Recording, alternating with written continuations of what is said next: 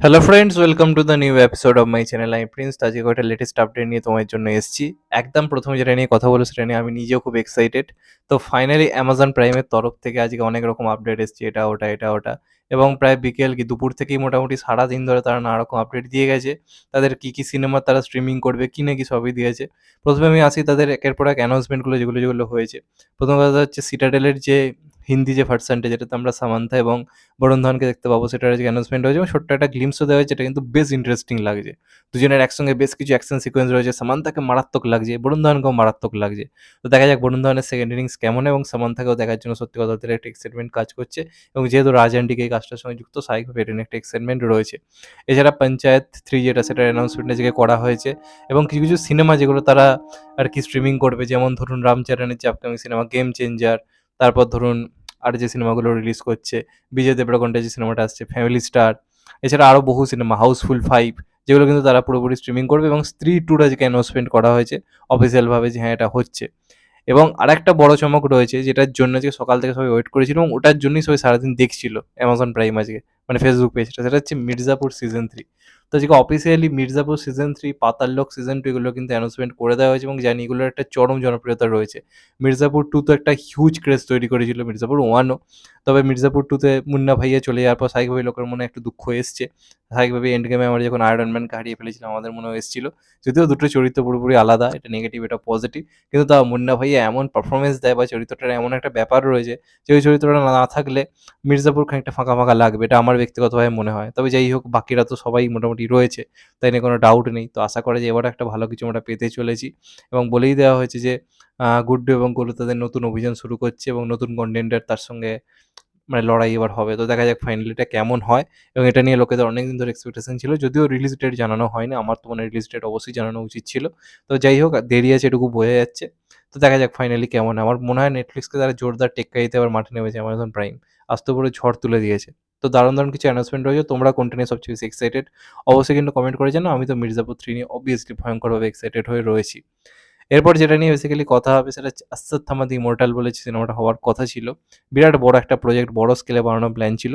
তো এই সিনেমাটা মাঝখানে পুরোপুরি স্লেপ্ট হয়ে গেছিল। হবে না, হবে না এমনই শোনা যাচ্ছিল।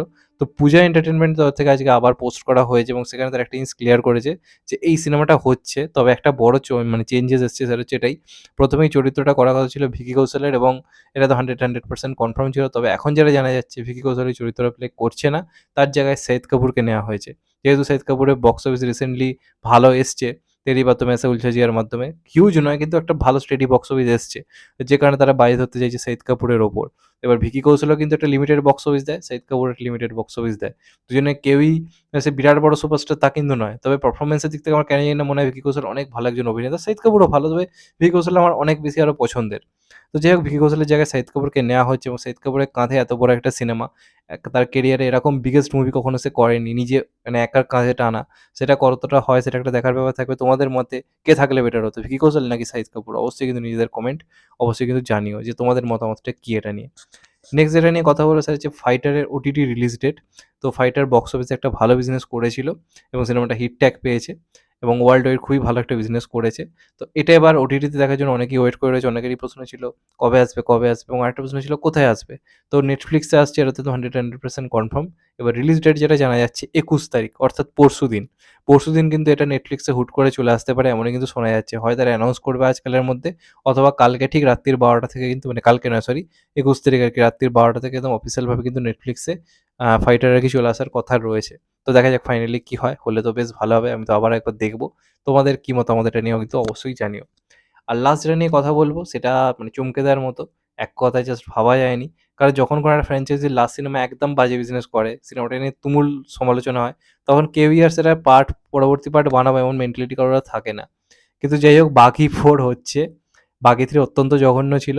তবে বাঘি 1-2 কেন মিথ্যে কথা বলব, আমার খুবই ভাল লেগেছিল। টাইগার শ্রফকে পুরো অন্যভাবে একটা পেয়েছিলাম, এবং ভালো স্টোরি থাকলে টাইগার শ্রফ ভালো কাজ করে। তাকে যদি প্রপারলি অভিনয়ের সুযোগ দেওয়া হয়, সে কিন্তু নিজের কাজ ভালো করে। টাইগার 3 টা খুব জঘন্য ছিল। সেটা একটা অদ্ভুত জঘন্য স্টোরি ছিল, যে কারণে ওটা নিয়ে এত খিল্লি হয়েছে যে লোকে এখন বাঘি 1-2 নিয়েও খিল্লি শুরু করে। দেখুন, বাঘি 3 আসার আগে কিন্তু বাঘি 1-2 নিয়ে খিল্লিটা হতো না। লোকে বাঘি 1-2 র কিন্তু উদাহরণ দিত যে ভালো কাজ। এটা আমি সিওর বলছি, এটা মিথ্যা কথা বলে লাভ নেই। কিন্তু যবে থেকে বাঘি 3 এসছে, বাঘি 1-2 রও কিন্তু পুরো মানটা একদম নষ্ট হয়ে গেছে। তার কারণ হচ্ছে বাঘি 3 অত্যন্ত জঘন্য গল্প। তো এবার 'বাঘি 4' কে একটা ভালো স্টোরি, প্রপার অ্যাকশন এই সবকিছু কিন্তু এখন ফেরাতে পারে। ডাইরেক্টরের নাম এখন অব্দি অ্যানাউন্স করা হয়নি আজকে। শুধুমাত্র Amazon Prime এর তরফ থেকে জানানো হয়েছে যে তারা এটার OTT স্ট্রিমিং প্ল্যাটফর্ম হিসেবে থাকবে এবং এটা অফিসিয়ালভাবে কনফার্ম হয়েছে। নাদিয়াদওয়ালা গ্র্যান্ডসনের সঙ্গে অফিসিয়ালভাবে জানানো হয়েছে। স্টোরি লিখছে সাইদ নাদিয়াদওয়ালা নিজে। তো দেখা যাক ফাইনালি কেমন হয়। টাইগার শ্রফ তো থাকছে 100% কনফার্ম হয়ে গেছে। তো আশা করব যেন স্টোরি ভালো হয়। আমি চাই এই ফ্র্যাঞ্চাইজিটা ভালো হোক, কারণ পার্ট 1, 2 আমাদের একটা ইমোশন রয়েছে, কারণ এই সিনেমাটা আমরা হলে গিয়ে এনজয় করেছিলাম। অ্যাকশন দারুণ ছিল। তো আশা করব পার্ট 3 এর ঘোর কাটিয়ে পার্ট 4 ভালো একটা সিনেমা এনে আবার বাঘি ফ্র্যাঞ্চাইজিটা কিন্তু একটা সফল একটা জায়গাতে আবার নিয়ে যেতে পারবে এবং আশা করব নতুনভাবে আনা হোক, মানে বাঘি টাইগার শ্রফকে একদম নতুনভাবে প্রেজেন্ট করা হোক, অন্যরকম অ্যাকশন দিয়ে ভালো টালো ভিলেন-টিলেন এনে। তো চাইবো যেন হয়। তো দেখা যাক ফাইনালি কি হয়। তো এগুলোই ছিল মোটামুটি আজকের আপডেট। তোমাদের এটা নিয়ে কি মতামত কমেন্ট করে জানাও এবং এটাও বলো, বাঘি 3 এর পর কি আর বাঘি 4 আনার দরকার ছিল, নাকি চাও যে ভালো স্টোরি হয়ে আসুক? সেটা নিয়েও কিন্তু নিজেদের মতামত জানিও। তো দেখা যাক টাইগার শ্রফের এই সেকেন্ড ইনিংস কেমন হয়। BMCM দিয়ে আশা করা যায় তার একটা বড়সড় কামব্যাক হবে। তারপর অনেক সিনেমা তার রয়েছে, তার মধ্যে বাঘি 4 অবভিয়াসলি একটা বড় নাম সিনেমার সঙ্গে তো অবশ্যই রয়েছে। তো দেখা যাক ফাইনালি কি হয়। তোমাদের এটা নিয়ে কি মতামত অবশ্যই কমেন্ট করে জানাও। চ্যানেলটা নতুন হলে চ্যানেলটাকে সাবস্ক্রাইব করে দিও and get the bell icon. ভালো থেকো সবাই, টেক কেয়ার, নমস্কার। আবার দেখা হবে এখন, তো বাই। সবাই ভালো থেকো, সুস্থ থেকো, নমস্কার, টেক কেয়ার।